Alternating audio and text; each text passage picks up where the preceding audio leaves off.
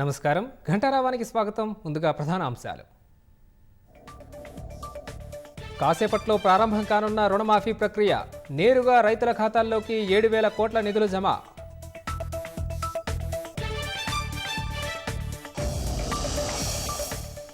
రాష్ట్ర వ్యాప్తంగా అంబరాన్నంటుతున్న రుణమాఫీ సంబరాలు. పలుచోట్ల సీఎం చిత్రపటానికి రైతన్నల క్షీరాభిషేకం.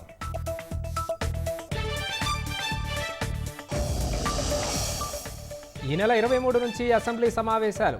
రైతు భరోసా సహా కీలక అంశాలపై చర్చించే అవకాశం.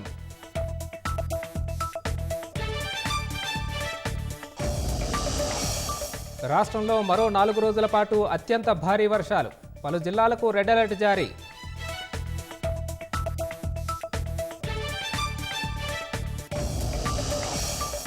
భద్రాద్రి జిల్లా దమ్మపేటలో విషాదం. చేపల వేటకు వెళ్లినప్పుడు పిడుగుపడి అన్నదమ్ముల దుర్మరణం.